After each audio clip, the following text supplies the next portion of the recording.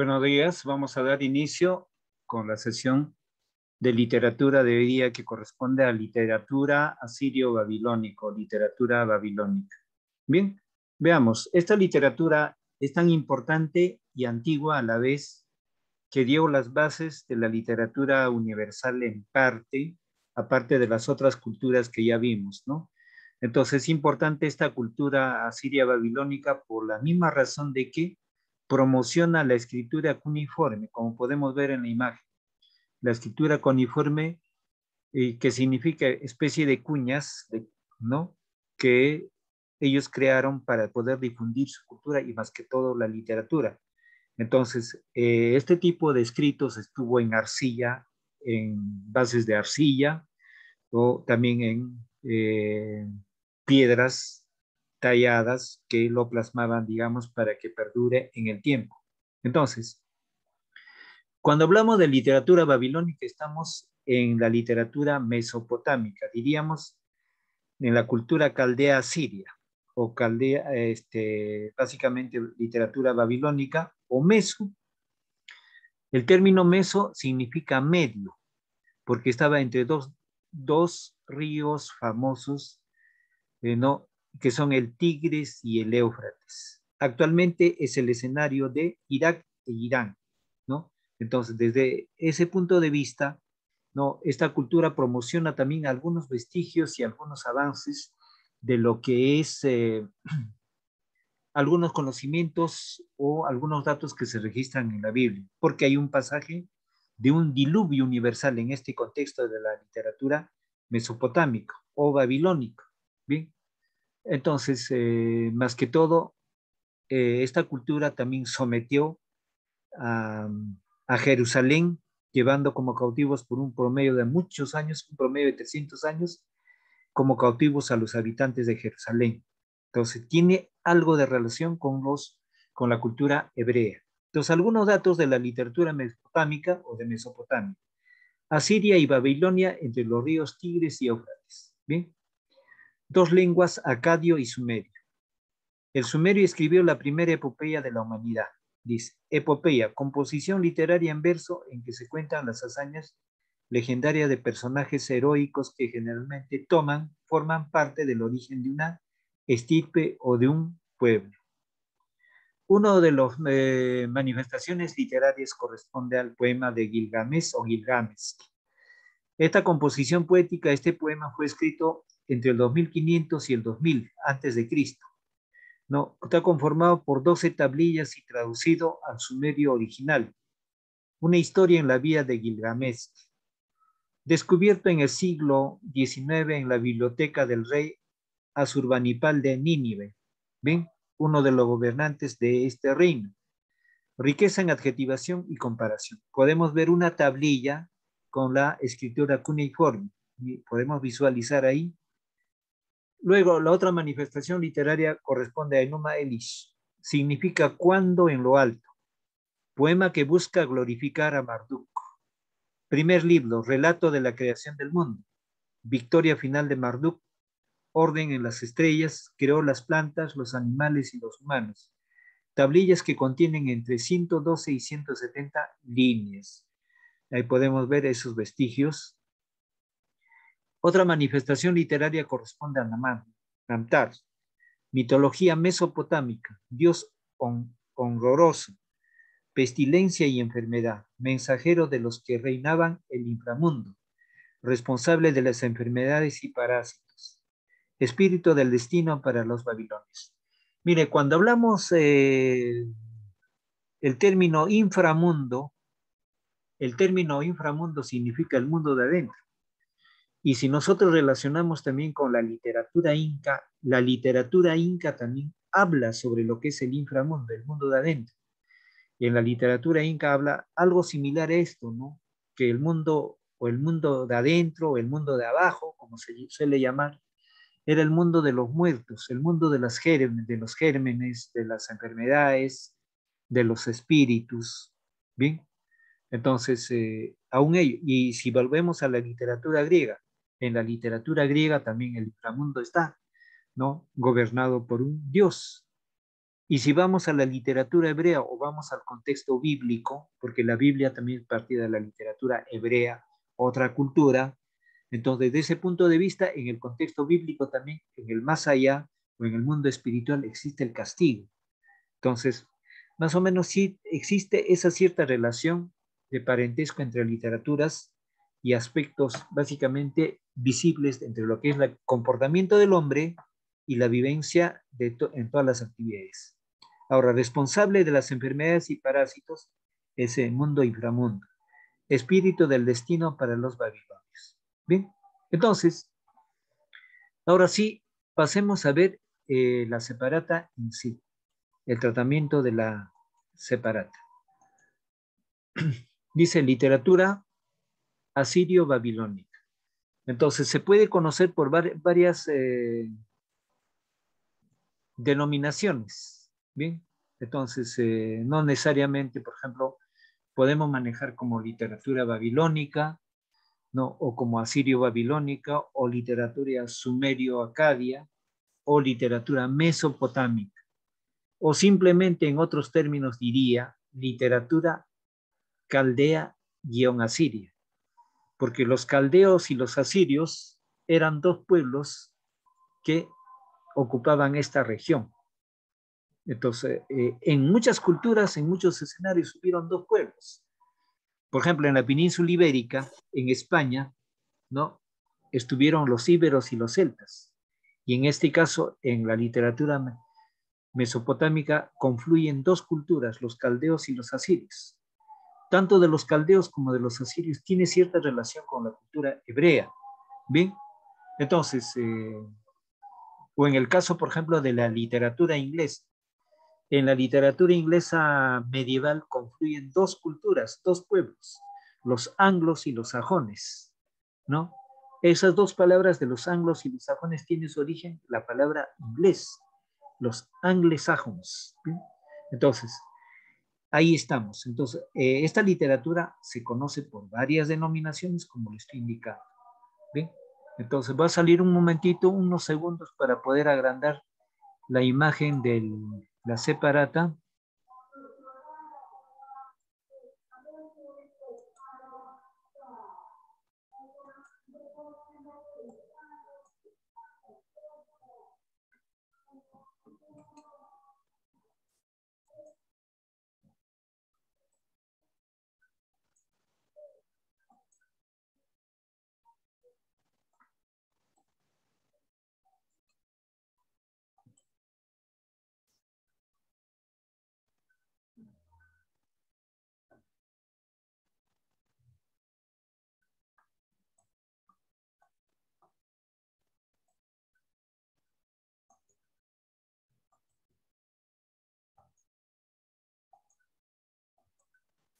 Bien, ahí tenemos visualizado ya en un formato más grande para poder leer.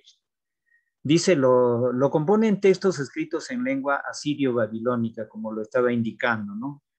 Entonces, la cultura es asiria. ¿Y por qué babilónica? Porque Babilonia era el centro principal, la ciudad de más renombre, la ciudad donde estaba la riqueza, la arquitectura muy sorprendente, y también, desde luego, estaba la presencia de suntuosos palacios con mucha riqueza, especialmente los jardines colgantes de Babilonia. Bien, entonces, entre el tercer milenio antes de Cristo hasta aproximadamente la época de Jesucristo, la mayor parte de las tablillas en escritura cuneiforme tratan de temas científicos, económicos, administrativos, sobre todo cartas, y legales, e incluyen uno de los documentos legales más importantes, el Código de Hammurabi. Sin embargo, también existe una amplia variedad de géneros puramente literarios, entre ellos la épica y la mitología. Bien, entonces están las epopeyas con la participación de los dioses, así como en la literatura griega o como en la literatura hindú, confluye la participación de sus dioses. No solamente es el hombre. El hombre está Dios, su Dios, en la participación tanto de las epopeyas como también en las mitologías.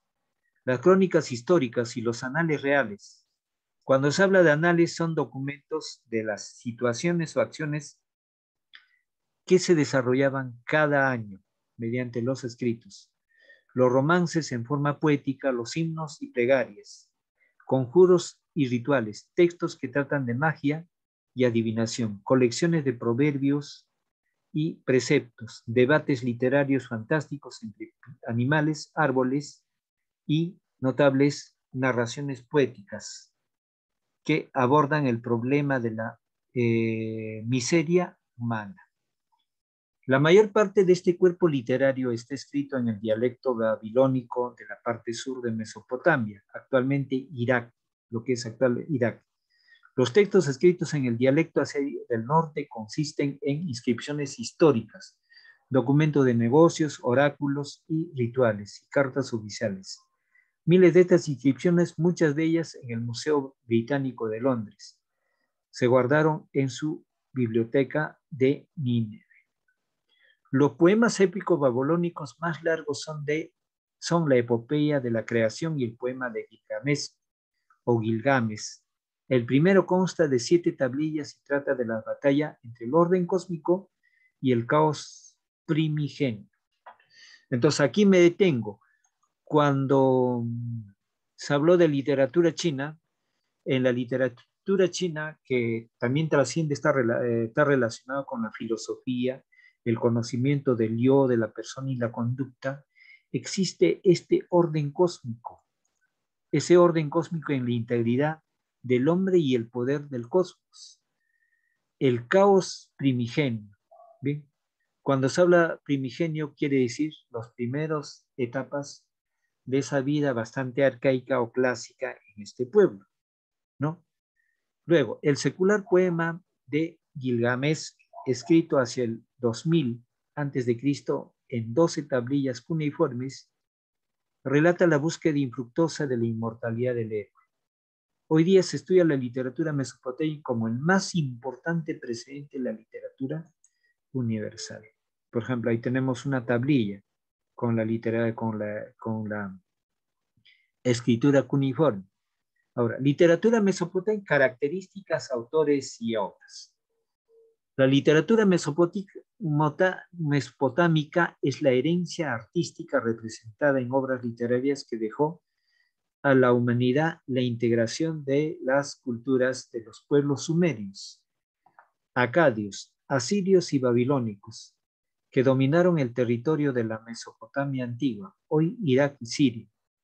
La civilización mesopotámica floreció a raíz de la mezcla de estas culturas y se ha denominado literatura mesopotámica o babilónica en alusión al territorio geográfico que tales culturas ocuparon en Oriente Medio entre las riberas del río Tigris y el Éufrates. Bien, entonces todavía hoy tiene bastante presencia el río Éufrates. Características de la literatura mesopotámica. La principal característica de la literatura mesopotámica es radical, es el radical cambio que representó en la historia de la humanidad. Era una escritura con fines protoliterarios. Los habitantes de estas tierras pasaron de usar escritura para fines meramente administrativos relacionados con la humanidad y a emplearla para transmitir leyendas, explicar hechos, noticias y cambios. Desde luego que toda cultura tuvo ese objetivo, ese fin, en transmitir sus conocimientos, en este caso, la escritura cuneiforme. Las culturas que la conformaron desarrollaron las primeras formas de escritura conocidas. ¿Bien? Entonces, sus obras se tallaron en piedra y arcilla, y la escritura empleada era la cuneiforme, cuneos, cuña en latín, cuñas de distintos grosores dispuestas en diversas direcciones y ángulos para expresar distintas ideas. Los signos de su escritura tenían su valor silábico e ideológico, por tal razón, descifrarlo resultó una labor compleja. La presencia del elemento mitológico, religioso y legendario en sus relatos en los cuales alude a la vida, personalidad y rasgos de sus dioses, los orígenes míticos y la obra de creación del hombre. Entonces aquí me detengo. Cuando se habla, por ejemplo, en este texto, cuando se habla de la presencia del elemento mitológico, casi en la mayoría de las literaturas del planeta está en este orden. No hay literatura que no hable de su mitología. No hay literatura que se escape de su religión.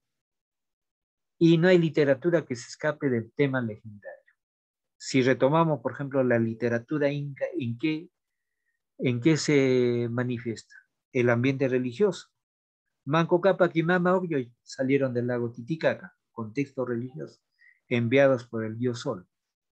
O llámese en literatura griega, Zeus o Júpiter, el padre de los dioses. O en la Ilíada, en la Odisea, no está presente Dios, los dioses de su mitología. Entonces, lo mitológico y lo religioso está en toda cultura. Si vamos a la literatura hindú, que ya vimos el Mahabharata, el Ramayana, no, está presente. De repente no con ese orden en la literatura china, que no es tan igual. En la literatura china esta literatura más está en función a lo filosófico, que también la India en lo filosófico, pero no deja de lado el tema religioso y lo legendario de sus personajes.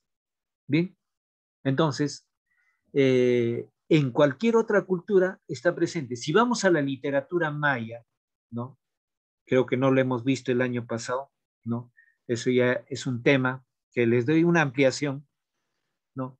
Porque los temas que desarrollamos no se desarrolla todo. Les digo, con el poco tiempo que tenemos es mínimo lo que desarrollamos.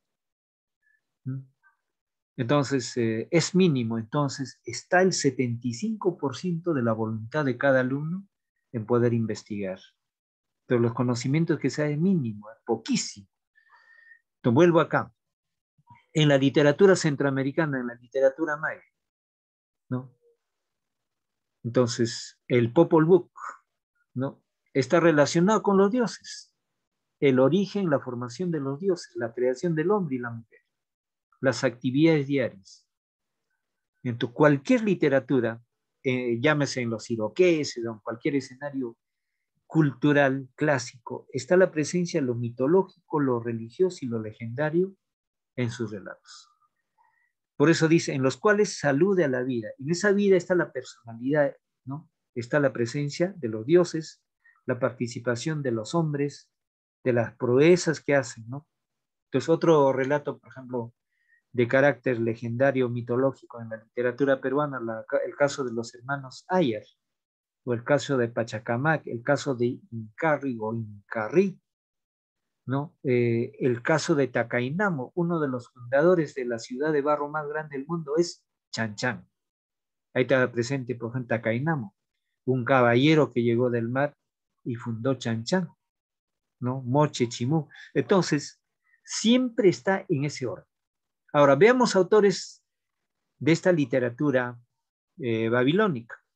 Los autores más destacados de la civilización mesopotámica fueron los emperadores Nabucodonosor II y Nabopolassar. Nabucodonosor II gobernó en Babilonia entre los años 604 a.C. y el 562 a.C. aproximadamente. Ha sido el rey más reconocido en su época debido a las conquistas de Jerusalén y Judá y la construcción de los jardines colgantes de Babilonia. Nabopolassar fue el predecesor de Nabucodonosor II, siendo considerado el fundador del imperio neobabilónico. Su obra más notable es el cilindro de Nabopolassar, donde hace constantes referencias a sí mismo como que era un hombre piadoso que contaba con el apoyo de los dioses. ¿Bien? Entonces, en sí, estos gobernantes son propiamente gobernantes, pero no autores específicos de la literatura. Pero ¿qué sucede?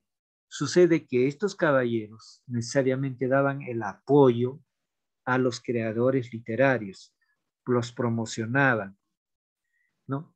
Cuando Jerusalén y Judá es llevado en cautiverio por un promedio de 300 años, ¿no? Era respetado el profeta Daniel de Jerusalén, era respetado. Él no fue en condición de cautivo, el resto sí. y el gobernante babilónico le tenía mucho respeto y tenía como consejero principal. ¿Bien? Entonces, ahí en un pasaje bíblico, porque la Biblia también es literatura, ahí en el pasaje bíblico, en la época del profeta Daniel, él dice en su escrito, sus palabras del profeta Daniel, de que los babilonios creaban, ¿no? Eh, a los a estos seres mitológicos que suelen llamar, ¿no? A los dragones. Ahí en la Biblia dice bien claro que los babilonios criaban dragones y a los de Jerusalén que se portaban mal, que no obedecían, los aventaban como alimento del dragón. Entonces, el profeta Daniel lo dice bien claro. Entonces, estos caballeros, estos gobernantes promocionaron. Es por eso que respetaron la vida de muchos creadores literarios para dejar por escrito esos documentos. Bien, entonces, las obras más destacadas en la literatura babilónica. Los escritos de aquella época eran constantes referencias mitológicas, crónicas, epopeas, literatura didáctica, presagios o las leyes, las cuales se recogían en los códigos. A continuación, las obras más representativas del movimiento literario. El Enuma Elish, poema de corte religioso que narra cómo fue creado el mundo. En muchas literaturas siempre se habla cómo fue creado el mundo y el hombre. ¿Bien? Por ejemplo, la literatura hebrea, la Biblia empieza por su primer libro de Génesis, cómo fue creado Adán y Eva, ¿no? El paraíso, etcétera, ¿no? Ahora, la epopeya de Erra, relato sobre las grandes batallas del caos primigenio y el orden cósmico. ¿Bien? Ahora, el poema de Atratasis narra la historia de un gran diluvio, considerado años más tarde por los especialistas como el relato que inspira la obra bíblica de Noé. Entonces aquí me detengo. Mire, esta literatura tiene que ver bastante con Noé, ¿no? No solamente porque en esta literatura, en este poema se habla de un diluvio universal, no solamente es eso, ¿no? Noé y otro caballero que no me recuerdo en este momento, otro personaje famoso de la Biblia, ¿no? Salió de Caldea, de Ur, de Babilonia, ¿no? Hacia las tierras de Judá. Inclusive era de ese escenario geográfico. ¿Bien? Ahora tenemos el poema de Gilgamesh o Gilgamesh, una epopeya sumeria que relata las aventuras del semidios Gilgamesh y su amigo Enkidu luchando contra los monstruos en busca de la inmortalidad. ¿Bien? Así como en la literatura hindú, ¿no? El príncipe Rama lucha contra estos monstruos raksasas que tenían poder, desde luego, ¿no? Luego tenemos el poema de Su, la historia de un pájaro maligno que roba las tablillas del destino a los dioses, y del guerrero Ninurta, quien emprende la lucha por recuperarlas. ¿Bien? El código de Hammurabi, el más importante. Claro que no es propiamente literatura. Diríamos que el código de Hammurabi, es el antepasado de lo que es el código penal, de lo que es el código civil actual en derecho. ¿Bien? Está compuesto por una serie de numerales por leyes o artículos en que tiene como precepto la conducta positiva de las personas de aquel entonces durante el gobierno del rey Hammurabi. Compuesto por 282 artículos en los cuales se narran las características principales de la sociedad babilónica, la regulación del derecho familiar, de las actividades de comercio, de agricultura y las sanciones a las transgresiones. Esta obra es el primer código conocido de la historia de la humanidad.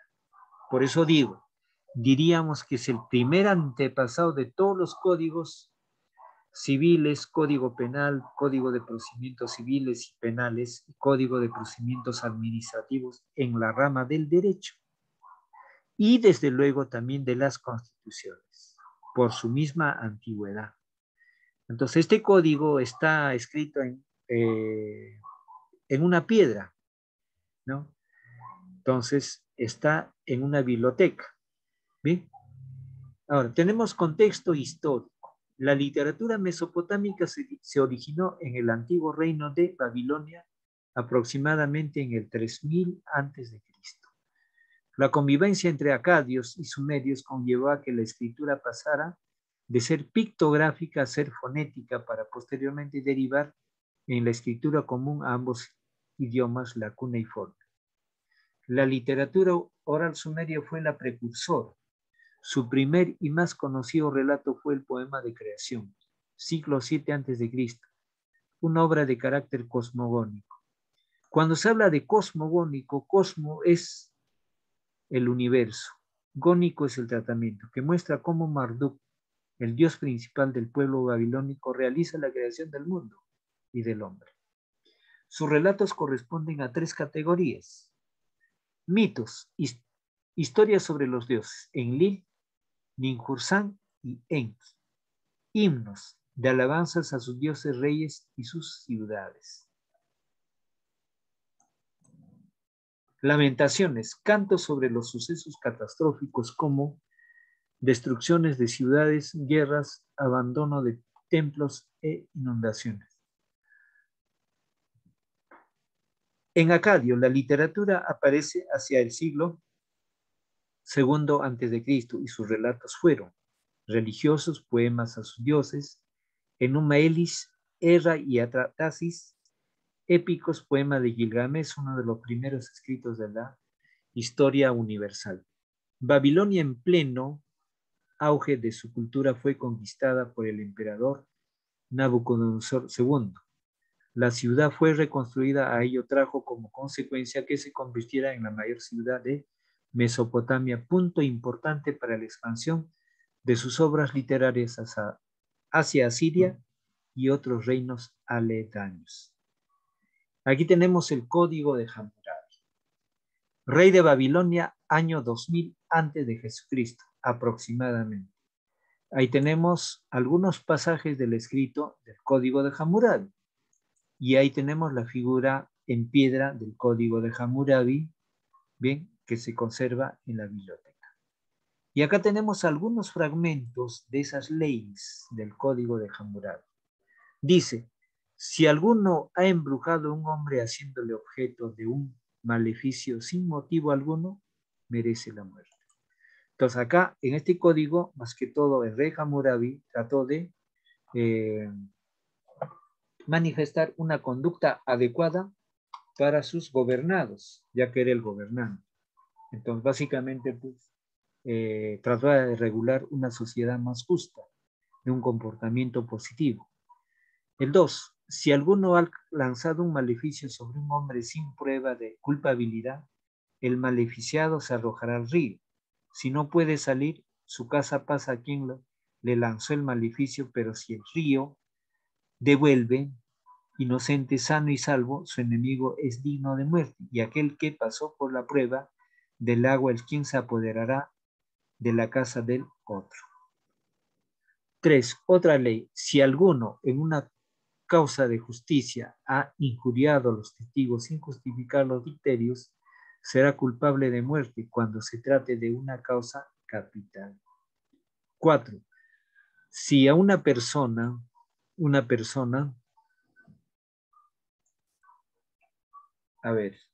si una persona ha entregado a los testigos trigo o dinero, es condenado ipso facto.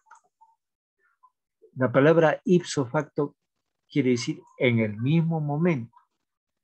Si un juez ha pronunciado una sentencia, rendido un fallo por acto sellado, y si a continuación anula su sentencia, comparecerá por tal anulación y abonará 12 veces la reivindicación que constituía el objeto del litigio. Será destituido de su cargo sin remisión y no podrá figurar nunca en estrados. Si alguno roba el tesoro del templo o del palacio, es culpable de muerte, y aquel que ha recibido el objeto robado también será objeto de la misma pena. Entonces, hasta aquí, el rey Hammurabi, más que todo, trataba de establecer justicia mediante su código.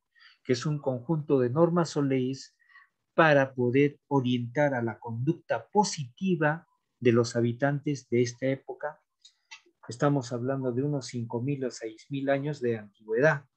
Entonces, frente a eso, habían aspectos muy positivos, pero no hay que olvidar en la época del rey Hammurabi y otros monarcas que estamos viendo por denominación, entonces en esa época había abundancia de bienes bastante codiciados por el hombre.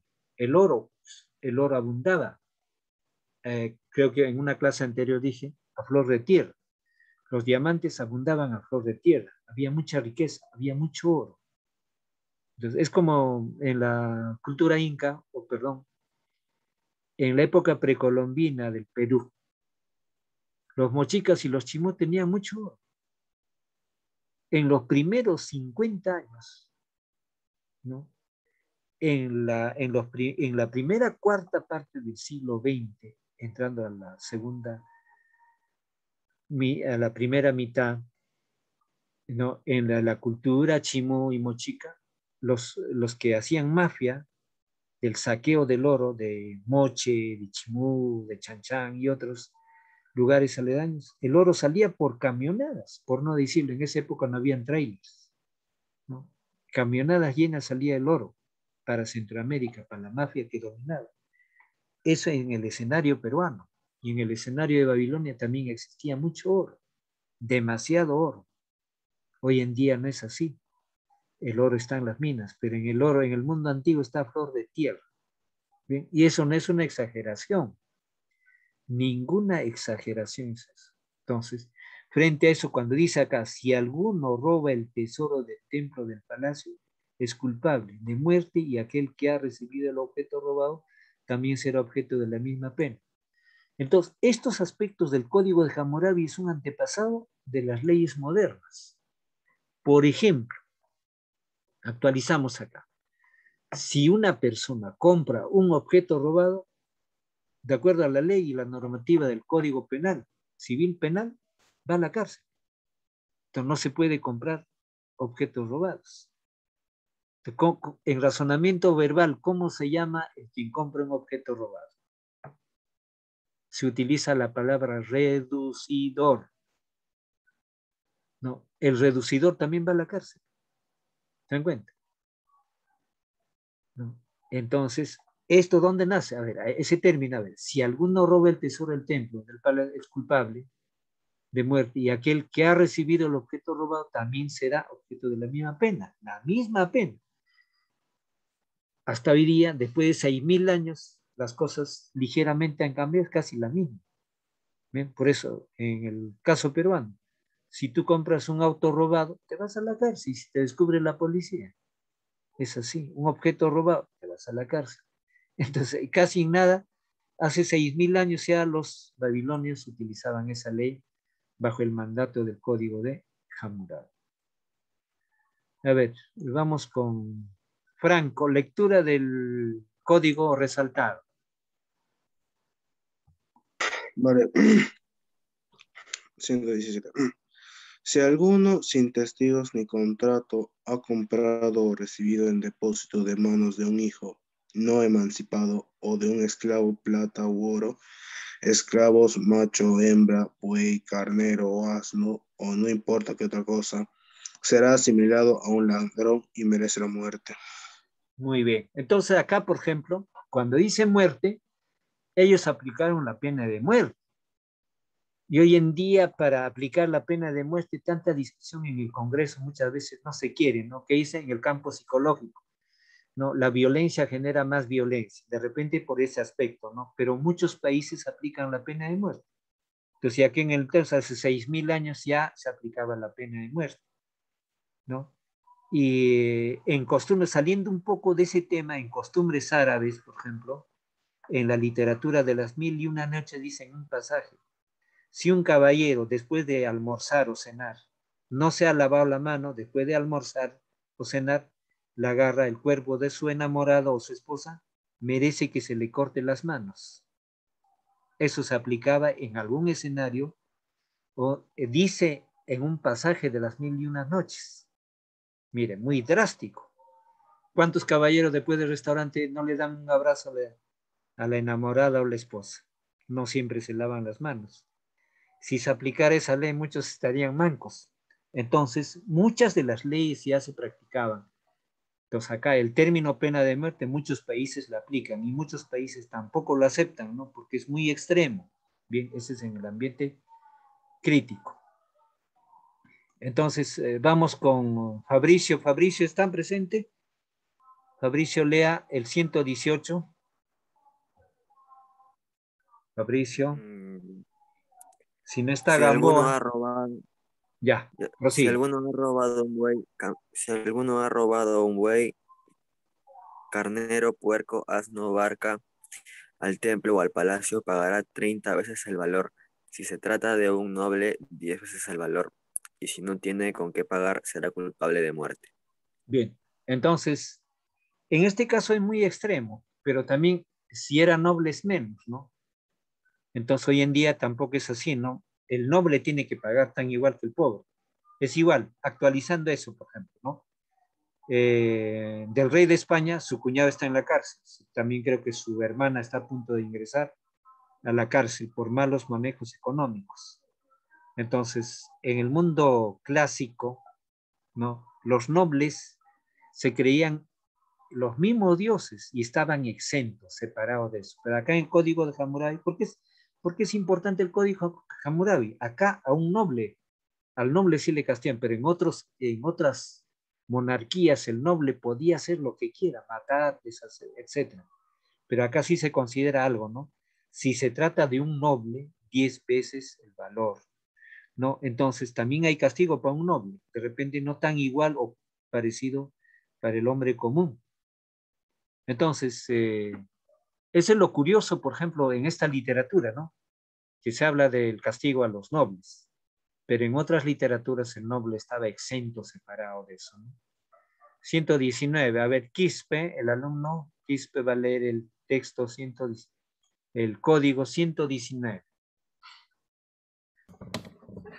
Si alguno ha perdido una cosa y la encuentra en poder de otro y el detentor del objeto perdido dice, un vendedor me lo ha vendido y lo he comprado ante testigos, y el propietario replica, aportaré testigos que reconocerán la cosa que me pertenece.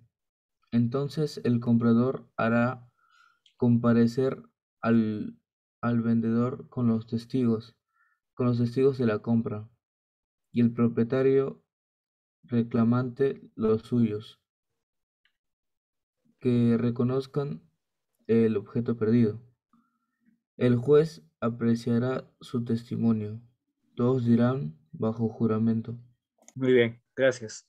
Entonces, en aquel entonces ya se tenía una autoría, pues, es creo, en una clase anterior les indicaba, ¿no? En la época de Hammurabi ya se hablaban de bancos, ya se hablaban de prestamistas, ¿no? Eh, Estaba el dinero, estaba el oro, estaban las riquezas, las piedras preciosas. Por eso es algo muy resaltante, importante, es algo, tiene un puente ahí, la cultura inca. La cultura inca es la única cultura en el planeta que no manejó el oro para fines de moneda ni de